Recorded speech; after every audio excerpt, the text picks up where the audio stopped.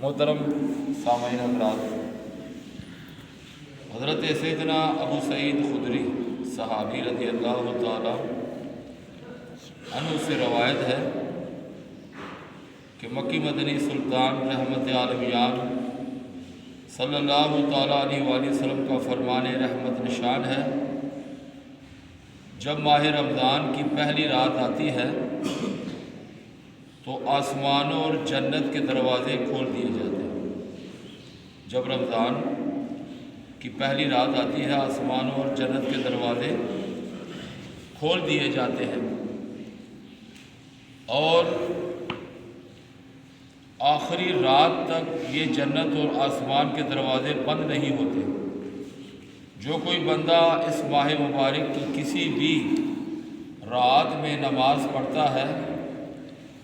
تو اللہ پاک اس کے ہر سجدے کے عوض یعنی بدلے میں اس کے لیے 1500 نیکیاں لکھتا ہے اور اس کے لیے جنت میں سرخ یاقوت کا گھر بناتا ہے اور جس میں 60,000 دروازے ہوں گے اور ہر دروازے کے پٹ سونے کے بنے ہوں گے، جن میں یاقوت اور سرخ جو ہے وہ جڑے ہوں گے۔ پس جو کوئی ماہ رمضان کا پہلا روزہ رکھتا ہے تو اللہ پاک مہینے کے آخر دن تک اس کے گناہ معاف فرما دیتا ہے اور اس کے لیے صبح سے شام تک 70,000 فرشتے دعائیں مغفرت کرتے رہتے ہیں۔ رات اور دن میں جب بھی وہ سجدہ کرتا ہے اس کے ہر سجدے کے عوض یعنی بدلے میں اسے جنت میں ایک ایسا درخت عطا کیا جاتا ہے کہ اس کے سائے میں گھوڑے سوار 500 برس تک چلتا رہے تو اس کا سایہ ختم نہ ہو۔ محترم اسلامی بھائیو، یہ ہے رمضان مبارک کی فضیلت کہ اللہ تبارک و تعالی کا کس قدر عظیم ہم پر احسان ہے کہ اس نے ہمیں اپنے حبیب صلی اللہ تعالیٰ علیہ وآلہ وسلم کے طفیل ایسا ماہ رمضان عطا فرمایا ہے کہ اس ماہ مکرم میں جنت کے تمام دروازے کھل جاتے ہیں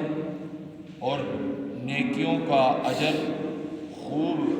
بڑھا دیا جاتا ہے۔ بیان کردہ حدیث کے مطابق رمضان مبارک کی راتوں میں نماز ادا کرنے والے کو ہر ایک سجدے کے بدلے میں 1500 نیکیاں عطا کی جاتی ہیں، نیز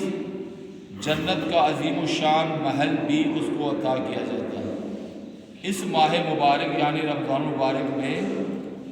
روزہ داروں کے لیے یہ بشارت عظمیٰ بھی موجود ہے، روزہ داروں کے لیے یہ بشارت عظمیٰ بھی موجود ہے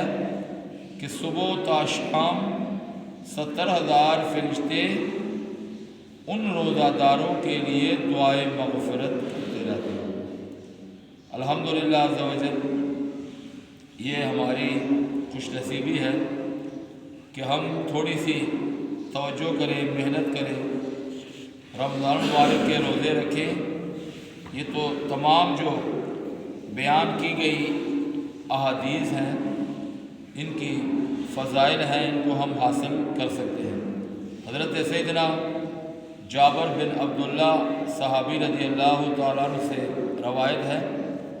رحمت عالم صلی اللہ تعالیٰ علیہ وآلہ وسلم کا فرمان ذیشان ہے، میری امت کو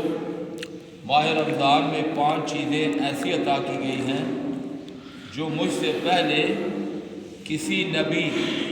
علیہ الصلاۃ والسلام کو نہ ملی۔ نمبر 1،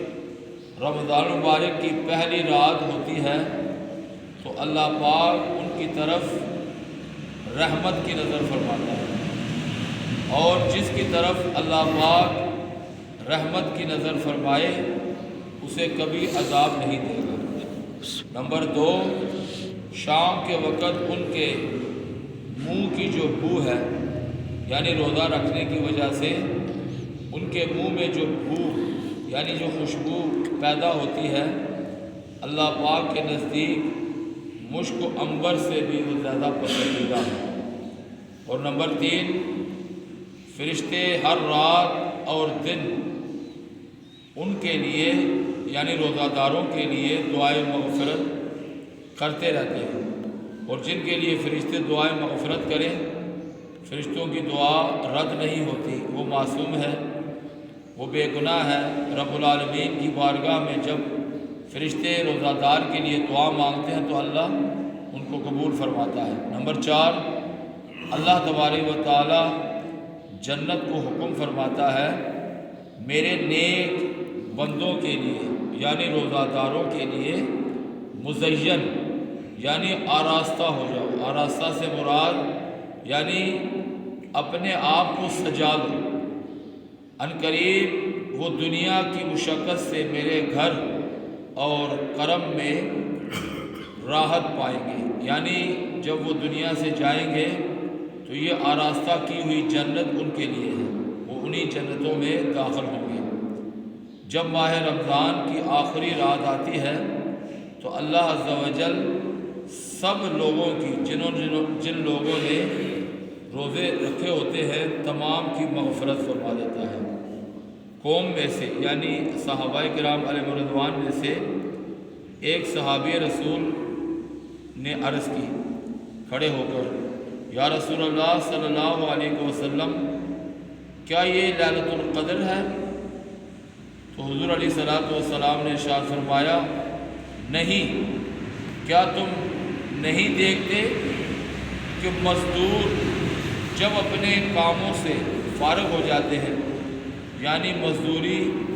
پوری کر لیتے ہیں تو انہیں اجرت دی جاتی ہے، یعنی جتنی مزدوری کی ہے ان کو اتنی اجرت دی جاتی ہے۔ تو لہذا جو رمضان مبارک کے پورے روزے رکھے اللہ تبارک و تعالیٰ اس کو اس کی مزدوری جو ہے وہ ضائع نہیں فرماتا بلکہ پوری اس کو اجرت اللہ تبارک و تعالیٰ دیتا ہے۔ تو اللہ تبارک و تعالیٰ کی بارگاہ میں دعا ہے رب العالمین ہمیں اسی طرح یہ جو ماہ رمضان آیا ہے پچھلے سال بھی ہم نے احترام کیا ہے، اسی طرح اس سال بھی خوب احترام کرنے کی ہمیں توفیق نصیب فرمائے، اور جو رمضان کا احترام نہیں کرتے ان فضائل کو اپنے سامنے رکھیں اور خوب رمضان مبارک کا احترام کریں، اس کے روزے رکھیں، ان کے اندر قرآن پاک کی تلاوت کریں، نمازوں کا اہتمام رکھیں، تو اللہ پاک ہمیں ان تمام کاموں کو سر انجام دینے کی توفیق عطا فرمائے۔ وآخر دعوانا